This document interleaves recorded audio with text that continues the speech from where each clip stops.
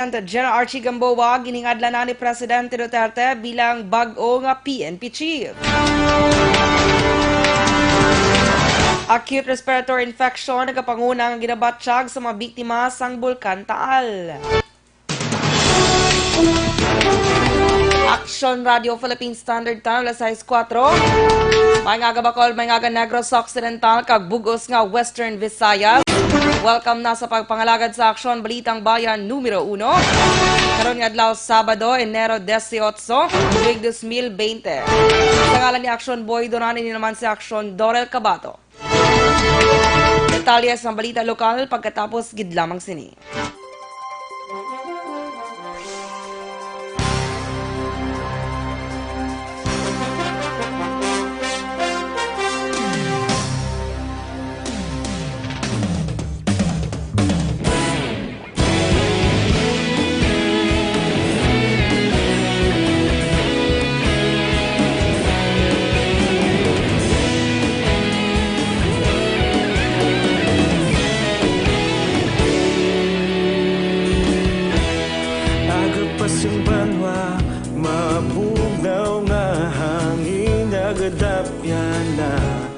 Ikaw nang ginapamati ang namon ginasanligan.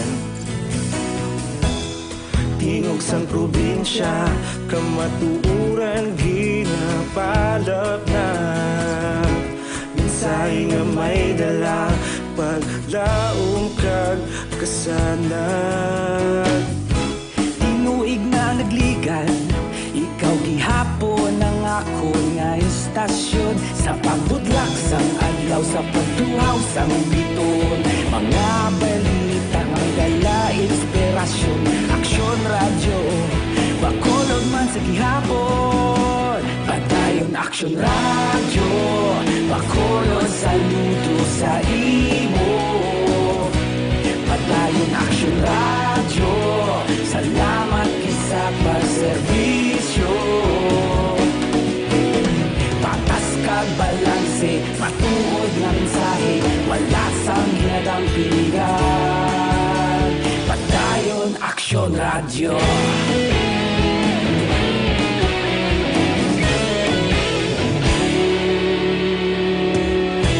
Pagkolon kag Negros anon inyong pamatian. Stasyon nga nagapalaplag sang kamatuuran.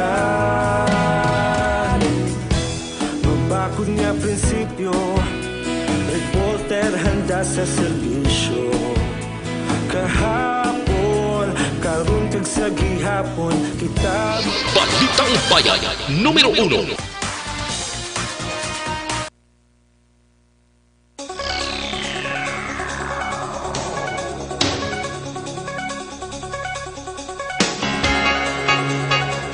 Aksyon Radio Philippine Standard Time, alas 7. Sa detalye na sa ato nagapangunang mga balita lokal. Patay ang isa kay e-bike driver matapos ginlutang sa Dalan Mabini, Barangay 30, Siyudad sa Bacolod kagabi, Enero 17. Asa din ang biktima ang kilala kay Johnny Liso, 29 anyos, kag pumuluyo sa Purok Katilingban, Barangay 40, Siyudad sa Bacolod.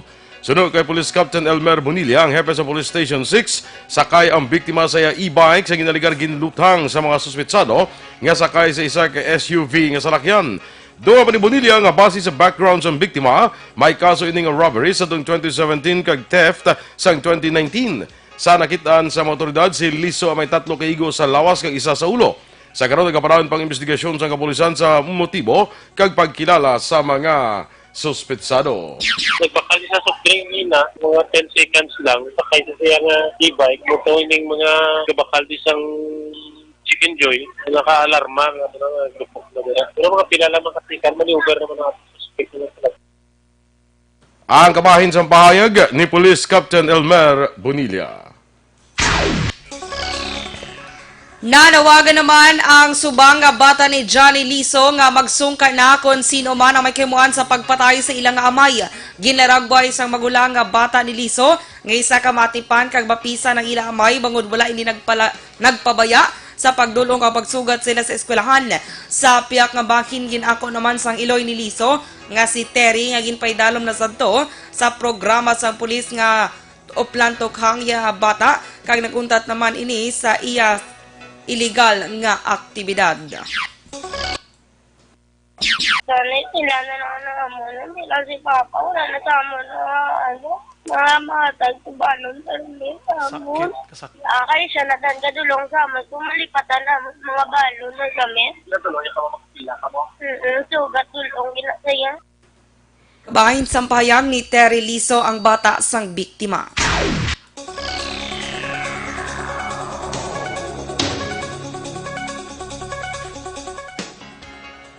Spokesperson Lieutenant Colonel Ariel Pico nga isolated lamang ang kaso nga magluthang sa e-bike driver nga si Johnny Liso sa Puro Katilingban, Barangay 30, Siyudad sa Bacolod. Suno kay Pico, may pila pa ka mga bagay nga ilang tanaw angot sa kaso. Bangod ko si Liso ang santuan ay may record na sa kaso sang robbery kag theft. Duha man ni Pico, ilahulaton ang investigasyon sa Police Station 6, kalakip na ang pahibalo sa rason sa pagpatay sa sining biktima. Sa iban nga balita lokal na kumpiskar ang kapin 540,000 pesos nga balor sang ginasuspetsohan shabu sa pagserbe sang warrant of o search warrant sa Philippine Drug Enforcement Agency Negro sa isa ka subdivision sa Barangay Estefania, Siyudad sang Bacolod. Sunod kay Agent Ramir Batigwas, team leader sang PDEA Negros kahapon sa gapon, ginaprubahan ang search warrant kag gilayon nila nga ginserbe matapos man mabaton ang report nga may nag-abot nga supply sang droga sa lugar. Ang subject ang nadakpan nga ginkilala kay Romel Diaz, 41 anyos kag isa ka miyembro sang LGBT community. Dakop man si Mark Raymond Chua, 36 anyos, matapos maktuhan sa lugar sang operasyon.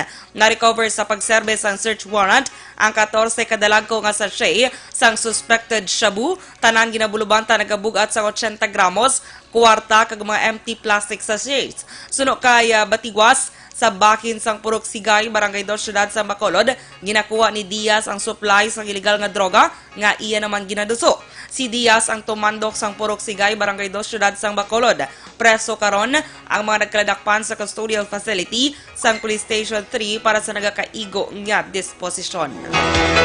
Samtang nakumpiskar man ang balor 420,000 pesos ang ginasuspetsuhan shabu sa bypass operation sa Bacolod City Police Office City Drug Enforcement Unit kahapon sang hapon sa Purok Kalingawan, Sitio Sibukao, Siyudad sa Bacolod. Ang mga nalakpan ng Musantay Rolando Bernabe, 36 anyos, kag Maria Cristina Aguia, 32 anyos, tanan residente sa mga lugar. Nakuha sa manadakpan ang 7 kadaragko kag 5 kapalaba nga sachet sa ginasuspetsuhan shabu, kahita kag mark money. Ang manadakpan ginakabig bilang mga newly identified drug personalities. Preso karon manadakpan sa kustudiya sang Police Station 3. Gin pangamuyuan ni Lieutenant Colonel Jovi Espinido, pamuno sang City Drug Enforcement Unit, ang madinalagon nila nga bypass operation sa Purok Kalingawan, Sitio Sibukao, Barangay Banago, Siyudad sang Bacolod, kahapon Enero 17. Sa pangamuyo, ginpasalamatan ni Espinido nga wala sang kabuhi nga nadula sa operasyon, dala ang tuyo nga magtayuyon nga malinong ang kada operasyon sang kapulisan. Ginapangayo man ni Espinido ang suporta sa mga opisyal sang barangay para sa handom nga umpisahan ang clean-up drive batok sa iligang nga droga diri sa Siyudad sang Bacolod. Dako Lord among kalipay ug pasalamat paghatag nimo gigayon nga nagbalamposon among operasyon ining sitio Sibukaw. Among tang gipasalamatan sa paghatag nimo gigayon nga walay namatay, bisag unsa na lang bahin diri sa gobyerno ug labaw sa tanan among na-recover ang mga illegal nga mga butang. Kabahin sa pagpangamuyo ni Lieutenant Colonel Jovi Espinido. Preso naman ang duwang ka street-level target sa Silay PNP manapos sa dakpan sa bypass operation sa Sitio Dapdap, Barangay Lantan, Siyudad sa Silay, sang Miyerkules. Ang mga nadakpan gikilala nga sanday Edgardo Bigbig, 25 anyos, kag Luri May Martinez, 22 anyos, tanan pumuluyo sa man nga lugar. Nakumpiskar sa duha ang balor 90,000 pesos sa ginapatihan shabu, drug paraphernalia, kag 4,500 pesos nga bypass money. Dakop man ang magtiyo nga sanday Ryan Abdullah John Wong, 28 anyos, kag Tony Wong, 58 anyos, tanan tumuluyo sa Barangay 5, Siyudad man sa Silay, las 3 ang hapon, Miyerkules nga adlaw. Balon 75,000 pesos sa ginapatihan shabu, kag drug paraphernalia ang nakuha sa duha ka mga suspetsado. Inakabing naman nga high-value target si Ryan, kag newly identified drug personality naman si Tony. Ginapreparahan na karon ang pagpasaka sang kaso batok sa 4 ka mga nagkaladakpan. Dakupan sa ang kapulisan sa bypass operation ng isa ka lalaki sa Rojas Street, Barangay 7, Siyudad San Cabancalan, Miyerkules ang aga. Ang suspect ang ginkilala kay Rodney Castro, 37 anyos, kay nagapuyo man sa mga lugar. Nakuha sa poder ni Castro ang balor 240,000 pesos nga ginapatihan shabu, drug paraphernalia, kag 1,000 ka pesos nga bypass money. Ang suspect karon ang preso sa custodial facility sang Cabancalan, PNP. Ginpahayag naman ni 303rd Infantry Brigade Commander Colonel Inocencio Pasaporte nga naghuyang ng puwersa sa New People's Army sa probinsya sang Negros Occidental. Sunod kay Pasaporte, ang pagsungka sa iban nga miyembro sa NPA, ang paguntat suporta sa pumuluyo sa nabukid ang pila lamang sa mga rason kung nga naglinong sa karon ang grupo sa mga rebelde. Doon pa ni Pasaporte, naparalisa man ang grupo ng NPA bangod sa raid sa otoridad sa ilang mga opisina sa siyudad ng Bacolod kaysa Escalante, sang teliktan nga tuig. Isa pa sa nakapahuyang sa ila, ang wala untat nga pa-opensiba sa militar sa ilang mga ginahukmungan nga lugar, kag pagpahangop sa pumuluyo nga nahadlok sa ila. Naibaluan, wala sa nagluntad nga enkwentro sa pag-umpisa karon nga tuig, ikumpara sa mga nagliligan nga mga tinuig. Ginahulat sa Bacolod City Police Office Women and Children's Protection Desk ang resulta sa medical examination sa 4 katuig nga bata matapos ginaligar ginhubuslan sa 48 anyos nga maestro nga ginkilala sini nga amay. Sunod kay Police Lieutenant Arlene Torrendon, ang head sang Bacolod City Police Office Women and Children's Protection Desk, wala sang legal adoption paper nga ginawiyatan ng suspect agon magpamatuod nga adopted niya ang biktima. Sunod sa lola sang biktima, bulan pa sa Setyembre, nagligad niya tuig ulihin natabo ang paghimulos sang maestro sa biktima. Dugang pa ni Torrendon, ginkonsensya ang lola sang biktima matapos nagpanugid ini nga nagasakit ang iya kinatao, kag mismo ang biktima nagpanugiron sa kapulisan kung paano siya ginimuslan sang suspect. Nadiskobrehan nga una ginimuslan ang biktima sa nagaedad pa lang sang 1 ka tuig kag tunga sang himata man mismo sang maestro. February 16, no, mga alas 5 sa hapon, nagpalapit ini ang atong lola o po ang atong biktima sa atong kapulisan para mangayo sa hustisya sa sining na insidente. Kabahin sa pahayag ni Police Lieutenant Arlene Torrendon. Samtang nadakpan kahapon sa Police Station 3 ang isa sa 3 ka persona nga nagadala sang armas lutang sa Purok Mahimulaton, Barangay Banago, Siyudad sa Bacolod. Ang nadakpan ginkilala kay Gabriel de la Cruz nga nakuhaan sa isa ka 357 Magnum Revolver, Smith & Wesson, kag 3 ka bala nga wala pa makalupok. Nagapalagyo naman ang mga kaupod ni de la Cruz ni Sanday Rodel Goden kag Adrian Vitar nga lunsay pumuluyo man sa nasambit nga lugar. Sunod kay Police Major Ruel Culanag, ang hepe sa Police Station 3, nagpalupok sang wala may baluan sa isang armas lutang si Goden kag Vitar, samtang nagapalagyo pakadto sa baybay nga sakop sa Purok Mahimulaton, Barangay Banago, Siyudad sa Bacolod. Duga man ni Culanag, nagapatigan sa surveillance ang kapulisan angot sa droga sang akto nga makita nila ang grupo ni De La Cruz. Magapatubang sang kaso ng illegal possession of firearms, Sanday De La Cruz, Goden kag Vitar. Aksyon Radio Philippines Standard Time, lasais 17. Sa mga bukol naman nga nagatubo sa inyo nga lawas, sistma na kuntumor, hindi na pagpadugaya, hindi pagpabayi para hindi na magmalignant. Maginom na sa Santon Plus Herbal Capsule. Suno sa mga eksperto, yung Santon Plus Herbal Capsule makatunaw sa mga breast cyst, myoma, bukol sa ovary, bukol sa baga, goiter, kag iban pa. Ginabuligan pa sa Santon Plus Herbal Capsule ang inyong lawas para nga hindi matubuan sa mga bukol, cyst, kag iban pa nga mga balatian.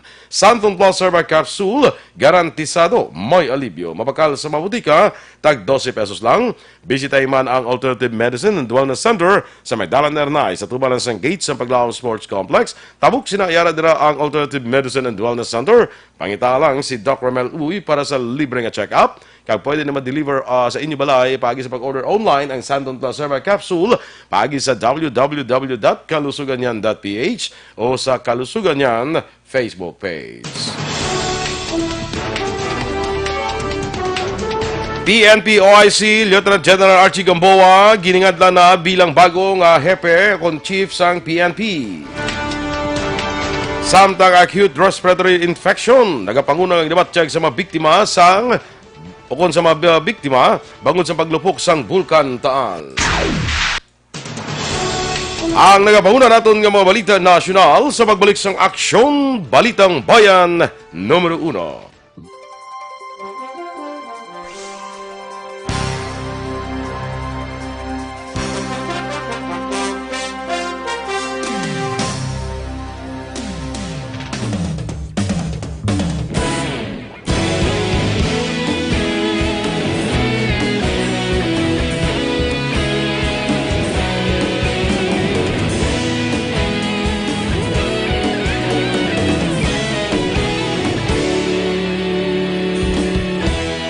Agapasang banwa, mapugaw nga hangin, nagadapyan na. Ikaw na ang ginapamatian namon ginasandigan. Tingog sang probinsya, kamatuuran ginapalap na. Minsay nga may dala, paglaom kag kasanag. Tinuig na nagligan, ikaw gihapon ang ako nga istasyon. Sa pagbutlak sang adlaw, sa pagtuhaw sang biton. Mga balita nga may dala inspirasyon. Aksyon radyo, bakolod man sa gihapon. Padayon aksyon radyo, bakolod saludo sa imo. Padayon aksyon radyo, salamat kisa pagserbisyo. Patas kag balanse, matuod nga mensahe, wala sang ginadampingan. Padayon aksyon radyo.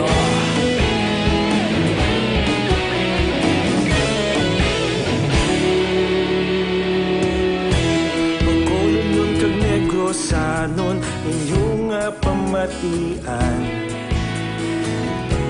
Istasyon nga nagapalaplag sang kamatuuran. Mabakod nga prinsipyo, reporter handa sa serbisyo. Kahapon, karon kag sa gihapon, kita magapadayon. Tinuig na nagligan, ikaw gihapon ang ako nga istasyon. Sa pagbutlak sang adlaw, sa pagtuhaw sang biton. Mga balita nga may dala inspirasyon. Aksyon radyo, bakolod man sa gihapon. Padayon aksyon radyo, bakolod saludo sa imo. Padayon aksyon radyo, salamat kit sa pagserbisyo. Patas kag balanse, matuod nga mensahe, wala sang ginadampingan. Padayon aksyon radyo. Una sa balita, una sa aksyon, sa Bacolod Aksyon Radio. Una sa balita, una sa aksyon, sa Bacolod Aksyon Radio. Kita ulog na na'y sabisan ano nga kalintangan. Responsable nga pagbalita, pagdayon na ipalak na. Malasig pero sigurado, aksyon nga may dalang pagpalanggan.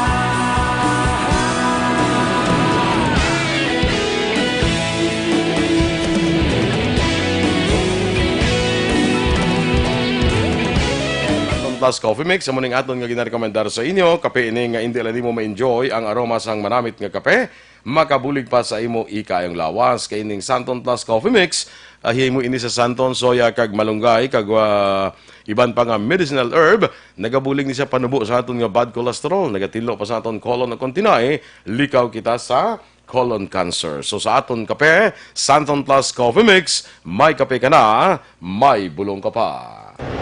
Aksyon, Balitang Bayan, Numero 1. Aksyon Radio Philippines Standard Time, las 6:23, detalye na sa aton nagapangunang mga balita nasyonal. Ginhangadlan na ni Presidente Rodrigo Duterte bilang bago nga Philippine National Police Chief si Officer in Charge Lieutenant General Archie Gamboa Sa pagpamulong-pulong sang presidente sa siyudad sa Davao, ginpahayag sang Chief Executive ang appointment ni Gamboa, antes o kung apang antes pang tanan, mag-istoryanan sila nga tatlo ni Interior Secretary Eduardo Anyo. Sunod kay Duterte, ginpakita ni Gamboa ang sinseridad sini sa trabaho, kagluyag niya antes pa matapos iya pagpangalagad sa PNP, madumduman siya sang pumuluyo. Sa anunsyo ni Duterte, nagtindog si Gamboa kaginbaton ang pahayag sa presidente paagi sa pagsalute bilang tanda sa pagbaton sang responsibilidad. Gin-appoint bilang commander sa 1st Infantry Division sa Philippine Army ang military officer nga dako ang ginuyatan niya papel para mabawi ang syudad sa Marawi sa Islamic State Linked Motive Terror Group sa atong 2017. Bilang bago nga commander, sakop ni Brigadier General Ponos ang Zamboanga Peninsula kag Lanao Provinces. Formal nga nag-assume sa pwesto si Ponos kahapon Biyernes sa Camp Major Cesar Sangan sa Labangan, Lanao del Sur. Nagapanguna naman karon ang acute respiratory infection nga na-eksperyensyahan sa mga biktima sa paglupok sang Bulkan Taal. Sunod kay Health Secretary Francisco Duque III, mayoriya sa mga nagapakonsulta sa Department of Health ang mga nagaproblema sa kabudlayan nila sa pagginhawa. Dugang pa ni Duque, may 671 ka kaso sa acute respiratory infection ang napakonsulta sa nagkalilain nga mga evacuation centers. Ginpahayag man sa Tiglikom nga may mga evacuees nga nag-eksperyensya sang hypertension bagod sa ila sitwasyon sa karon tungod ang ila ginapanumdom kung ano ang mahimo matabo sa masunod nga mga inadlaw. Samtang napabutyag man sang kabalaka si Duque sa kaso sang diarrhea kag nanawagan nga hatag ang atensyon ang katinlo o kon sanitation. Naapektuhan naman ang malapit 300 ka mga pulis sa paglupok sang Bulkan Taal. Sunod kay PNP Chief Lieutenant General Francisco Gamboa, 238 ka mga pulis sa Calabarzon ang naapektuhan sa ashfall. Dugang pa ni Gamboa, wala nila ginapaabot nga makabalik girayon sa trabaho ang mga naapektuhan nga pulis. Mod kinahanglan nila nga sikasuhon ang ila pamilya antes magbalik sa trabaho. Kung kinahanglan sang dugang nga pulis sa Calabarzon, maghimo magkuhalin sa PNP National Headquarters. Sa ibang banaton nga balita lokal, akong balita nasyonal, ginpasiguro sa Bureau of Jail Management and Penology nga luwas ang mga inmates nga preso sa mga jail facilities malapit sa Bulkan Taal sa Batangas. Sunod kay BJMP spokesperson Xavier Solda, hindi dapat magkabalaka ang pamilya sa mga persons deprived of liberty nga may himata nga preso sa mga bilangguan sa BJMP malapit sa Bulkan Taal. Bangod yara sa maayo kag luwas ang ilang kahimtangan. Duwa pa ni Solda, halin sa maglupok ang bulkan sa itong Domingo, ginsaylo na ang 54 ka-inmates sa Lemery Municipal Jail pagkanto sa Batangas City Jail nga mas malayo sa main crater sa bulkan. Ginpasiguro man ni Solda nga wala nagkulang ang BJMP personnel sa paghatag bulig sa mga biktima sa paglupok sa bulkan kaangay sa paghatag sa relief goods, kalingawan sa mga kabataan, feeding activities kag medical support. Isa ka consolidated map ang ginhimo sa Google Philippines nga nagapakita sang lugar nga ginahamtangan sa mga evacuation center para sa mga biktima sa paglupok sa Bulkan Taal. Sunod sa Google, ang source sa mga lugar sa evacuation center amo ang Batangas Public Information Office. Agud makitaan ang map, magkadto lang sa google.com kag i-click ang evacuation centers for Taal for the Taal eruption. Sunod sa Google, maggamit ini hindi lamang sa mga evacuee kundi subong man sa mga nagahatag sang bulig. Nagalaom si Health Secretary Francisco Duque III, ginagbalik na ang kumpiyansa kapag salig sang ginikanan sa pagpapakuna sa ila kabataan. Ginhimo sang Tiglikom ang pahayag matapos na makarecord ang Health Department sang 4 ka panibago nga kaso sa polio sa pungsod nga nagresulta sa kawilugan nga 16 ka kaso halin sang Setyembre tuig 2019. Sunod kay Duque, ang panibago nga kaso sa polio ang abangdanan para sa ila patigayunon nga polio vaccination drive sa National Capital Region nga hiwaton nini ang himuon nini sa Enero 27 tub Pebrero 27. Ginpanumdumaan ni Duque ang publiko kinahanglan hatagan atensyon ang personal hygiene kag magpanghugas sang kamot ilabi na sa mga kabataan nga marasig matapikan sang suni nga balatian. Sa katapusan nga balita nasyonal, nagpahanumdom ang Department of Foreign Affairs sa mga Pinoy anggot sa limitasyon sang e-visa sang Russia. Pagi sa embahada sa Pilipinas sa Moscow, nanawagan ng DFA sa mga Pinoy nga luyag magbisita sa Russia gamit ang e-visa nga sundor ang mga limitasyon sini kag ginpanugyan man sa mga Pinoy nga bisitahon ang mga websites. Aksyon Radio Philippines Standard Time, las 6:28. Ang mighty C naman, ang alkaline nga vitamin C, naga-edukar, nagabalanse, kag nagababakod sa aton nga immune system.